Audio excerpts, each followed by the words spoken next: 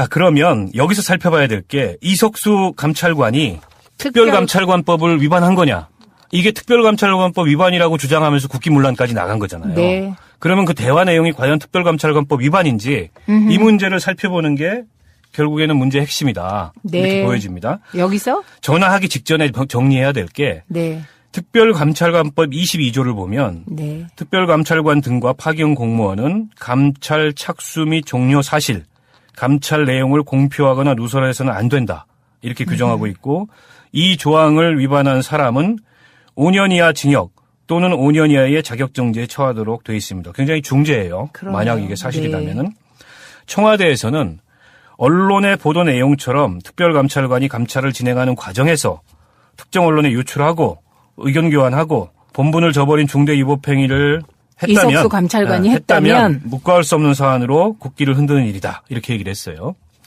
자, 언론 보도 내용이 사실이라면 이런 단서를 달았는데 네. 자기들이 사실인지 확인해 보면 되잖아. 그렇죠. 이렇게 단정하기 전에. 네. 근데 사실도 안 해보고 일단 국기문란까지 나갔어요.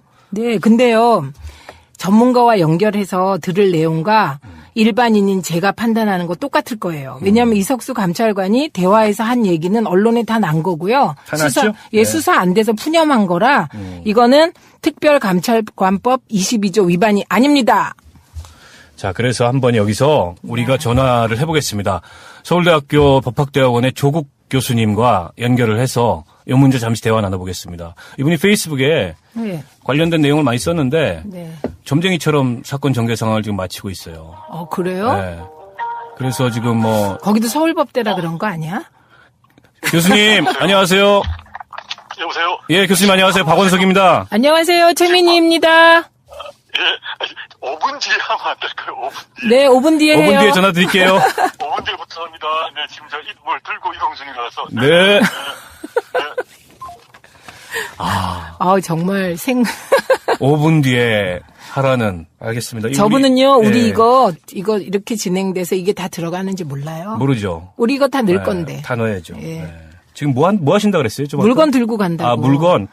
조국 교수도 물건을 들고 다니시는군요. 네, 저는요. 보기엔 전혀 안 그래 보이는데. 저는 이따가 이상한 거 물어볼 거예요. 뭐 또 물어보려고요. 비밀이에요. 자, 아무튼 지금 최민희 의원님 말씀하셨듯이 특별감찰관이 얘기한 내용이 정리해보면 크게 세 가지입니다. 첫 번째, 특별감찰의 대상은 우수석 아들하고 주식회사 정강이다. 요거. 두 번째, 특별감찰이 8월 19일 날 종료된다. 네. 세 번째, 우수석이 계속 버티면 검찰에 조사하라고 넘기면 된다.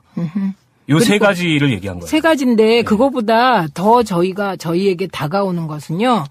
수사 디게 안 된다. 경찰 그렇죠. 디게 협조 안 된다. 그거 그거예요. 이제 우리가 나중에 좀 따져보기로 네. 하고요. 자, 요 세 가지 사실을 보면은 국민들이 모르는 게 있나요, 이 중에? 없어요. 첫 번째는 뭐 다 이미 언론에 익히 알려진 네. 그런 사실들이고, 두 번째 이것도 특감의 기간도 다 법에 정해져 있는 거고, 네. 세 번째 우수석이 계속 버티면 검찰이 조사하라고 넘기면 된다는, 넘기겠다는 특별감찰관의 의지를 여기서 표명한 게 아니고 자신의 권한을 설명한 거예요. 네. 그렇지 않습니까? 네. 그렇기 때문에 이게 특감법 위반이라는 것은 누설이라는 건, 비밀의 누설이라는 거는 새로운 사실이 있어야 네. 되잖아요. 근데 여기에는 새로운 사실이 전혀 없기 때문에 이석수 특별감찰관도 바보가 아닌데. 근데요, 저는 이석수 감찰관이 이 말 하면서 약간 우리식으로 하면 쪽팔렸을 것 같아요. 왜냐하면 새로운 사실 하나도 못 밝혀서 나는 못하니까 검찰이 좀 하라고 의뢰해야 되겠다. 그 얘기한 거예요. 왜냐하면 네. 이게 특별감찰관이 할 수 있는 그 감찰 방법의 한계가 너무 많아요. 강제 수사권이 강제 없군요. 수사권이 없어요. 그래서 검찰 수사가 개입이 안 되면 이게 안 돼. 소환도 안 되고 압수수색도 네. 안 되고. 그래서 이제 그걸 얘기를 한 거고, 자기 직무 범위 내에서. 자, 여기 녹취록에서 우리 최민희 의원님 말씀하셨듯이 오히려 주목해야 될 부분은 이분이 네. 기자한테 하소연을 합니다. 그 하소연 대목이 뭐냐면 네. 다음 주부터는 본인과 가족에게 소명하라고 할 건데 지금 이게 감찰 대상이 되냐? 전부 이런 식으로 네. 버틸 수 있다. 뻗댈 수 있다는 거죠. 네. 그런 식이면 우리도 수를 내야지. 여기서 이제 우리야 그냥 검찰에 넘기면 된다. 네. 이 얘기 끝에 나온 겁니다. 그리고요, 우리 박원석 의원님께서 비선을 통해서 확보한 여러 가지 자료를 보면 이런 거창한 것 같은데 어쨌든 속기록 거창하다고 보면 해주세요. 네, 여기 보면 우가 아직도 힘이 있다. 검찰이든 경찰이든 째려 보면 네, 째려보면. 까라병 까니까 이 그렇죠. 부분이 있어요. 그렇죠. 그래서 경찰에 자료달라고 하면 하늘 쳐다보고 딴소리한다. 네, 그리고 여기요, 이 감찰관이요, 우리랑 문제의식이 똑같아요. 근데 뭘 믿고 버티는 건가? 뭘 믿고 버티는 건가? 이따 우리 이거 파볼 거죠. 자, 그리고 결국에 이 얘기는 무슨 얘기냐면 경찰 등을 다 민정수석실이 통제해서 네. 감찰이 사실상 방해받고 있고 네. 어렵다라는 그 맥락을 유추할 수 있는 발언을 한 거예요. 네. 뿐만 아니라 이 얘기는 무슨 얘기냐면 대통령이 임명한 독립적 특별감찰관이라는 게 별 의미가 없는 거예요. 이런 케이스에 접어들면. 그러니까 청와대가 네. 작정하고 비호하고 네. 본인이 얼굴에 철판 깔고 버티는 이런 상황에서는 특별감찰관이 그 법에 정해진 자신의 권한과 이걸 가지고서 뭘 해보려고 해도 안 된다. 현직 민정수석이 검찰, 경찰, 국정원을 다 손에 쥐고 있는데 진짜 웃기는 거예요. 안 되는 거죠. 예. 그 안 된다는 걸 여기서 얘기한 겁니다. 어쨌든 이 특별감찰관 제도의 효용성 문제, 이 문제도 우리가 나중에 짚겠지만은 이번 사건을 통해서 거의 적나라하게 전 드러났다고 봐요. 네. 효과 없다. 대통령 친인척 측근 효과 없다 이거. 아니 그런 게 이거 안 되고요. 자, 그러면 이 시점에서 따르릉. 5분이 거의 갔으니까 따르릉 다시 한번. 또 5분 있다 하시라 그러면 어떡하지? 몰라 그냥 할 거야. 안 봤는데요? 예, 교수님 이제 괜찮으세요? 짐, 괜찮습니다. 네, 아, 네, 네, 짐 다 날르셨어요? 반갑습니다. 네. 저희가 오늘 그 조민희 어머님하고 방송을 하면서 예. 이 우병우, 이석수 이 건을 지금 다루고 있어요. 네. 근데 교수님이 페이스북에 여러 차례 글을 올리셨잖아요. 저도 봤는데. 네. 그래서 저희가 또 전문가를 모셨으니까 궁금한 거 딱 3가지만 여쭐게요. 네 가지예요, 네 가지. 첫 번째는 이게 결국 조선일보 내부에서 정보보고 한 게 어딘가로 유출이 돼서 그 어딘가에서 이제 MBC로 전달이 돼서 이게 보도로 나온 거 아니겠습니까? 그렇죠. 근데 그 과정에서의 불법성 문제 우리가 좀 짚어봐야 되지 않을까요? 일단 두 단계가 있을 수 있을 것 같습니다. 일단 조선일보 내부에서 취재를 한 것이 이제 밖으로 빠져나갔을 때 네. 그게 나가는 과정에서 정당한 절차가 밟아졌느냐 아니면 정당한 절차 없이 혹시 정보를 받은 측에서 불법적으로 빼간 것이냐. 네네. 양자 사이에 주고받은 양자 사이에 불법한 거래 내용이나 관계는 없었냐 이게 하나 있고요. 네네네. 두 번째 그 정보를 이제 받아간 사람이 MBC에 넘길 때 또 어떤 문제가 있었느냐를 따져봐야 될 것 같습니다. 네네네. 그러니까 이게 불법성 여부가 있을 수 있고 이건 추후에 검찰 수사 등을 통해서 밝혀져야 된다. 이 말씀이신 맞습니다. 거죠? 네네. 자, 그리고 그 교수님이 페이스북에 쓰셨던데 네네. 이석수 특별감찰관에 대해서 지금 청와대가 국기문란하면서 막 쌍심지 돋고 나서는 게 결국에는 코미디죠, 뭐, 네. 특별감찰관법을 위반했다 이거 아닙니까? 좀 말도 안 된다는 얘기라고 생각하고요. 네네네. 특별감찰관이 이제 그 기자와의 통화에서 몇 가지 사실을 얘기했는데 네네. 두 가지 점을 얘기를 했습니다. 그 뭐 대화 내용이 사실이라고 전제를 하면 네. 하나는 특별감찰의 기한이 언제까지다 네네. 라는 얘기를 합니다. 근데 그건 전혀 불법이 아닌 게 그건 특별감찰관 법에 적혀 있습니다. 네네. 따라서 불법이 아니고요. 네. 두 번째 우병우 수석에 대한 여러 가지 비위 사실 문제가 있다라고 했는데 네. 그 내용도 이미 모든 언론에서 보도를 한 것입니다. 네네네. 그래서 그 특별감찰관이 지켜야 할 수사 사실 누설을 하면 안 된다고 되는데 누설의 전제는 뭐냐 하면 네. 자기가 따로 수사를 했는데 이미 네. 사람들이 모르는 그것을 누설한다고 얘기하는 거죠. 새로운 사실일 때. 그렇죠. 네. 누설이란 말 자체가 그 감찰관 팀 외에는 모르는데 자기가 그걸 알렸다라고 돼야 되는데 네. 다른 내용을 보게 되면 이미 모두가 알고 있는 얘기를 한 번 더 확인하고 있는 것에 불과하기 때문에 저는 뭐 전혀 불법이 아니다라고 보고 있습니다. 네네. 한 가지 더 이제 여쭤볼 텐데요.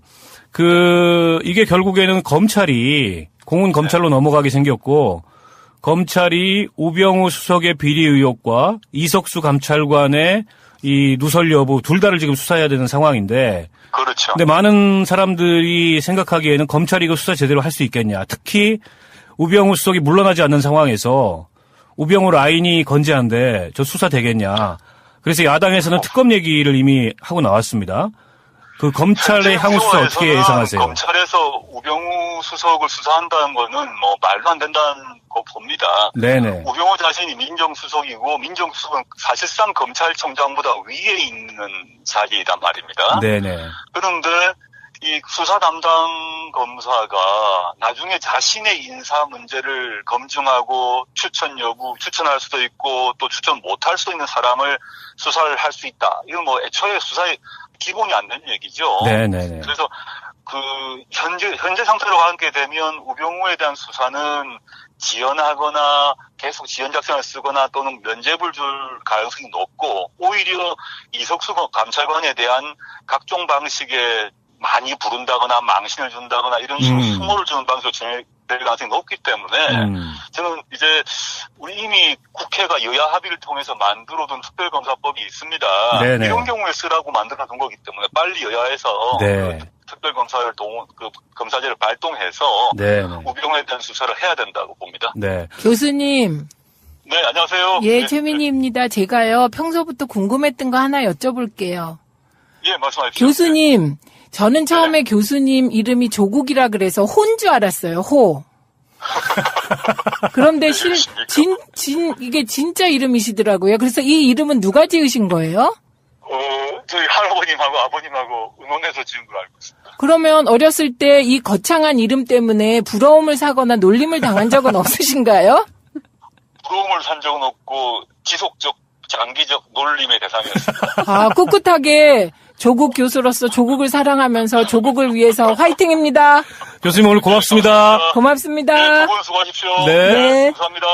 고맙습니다. 누설이라는 건 비밀의 누설이라는 거는 새로운 사실. 사실이 있어야 네. 되잖아요. 근데 여기에는 새로운 사실이 전혀 없기 때문에 이석수 특별감찰관도 바보가 아닌데. 근데요, 저는 이석수 감찰관이 이 말 하면서 약간 우리식으로 하면 쪽팔렸을 것 같아요. 왜냐면 새로운 사실 하나도 못 밝혀서 나는 못하니까 검찰이 좀 하라고 의뢰해야 되겠다. 그 얘기한 거예요. 왜냐하면 네. 이게 특별감찰관이 할 수 있는 그 감찰 방법의 한계가 너무 많아요. 아, 강제 수사권이 강제 없군요. 수사권이 없어요. 네. 그래서 검찰 수사가 개입이 안 되면 이게 안 돼. 소환도 안 되고 압수수색도 네. 안 되고 그래서 이제 그걸 얘기를 한 거고 자기 직무 범위 내에서. 자, 여기 녹취록에서 우리 최민희 의원님 말씀하셨듯이 오히려 주목해야 될 부분은 네. 이분이 기자한테 하소연을 합니다. 그 하소연 대목이 뭐냐면 네.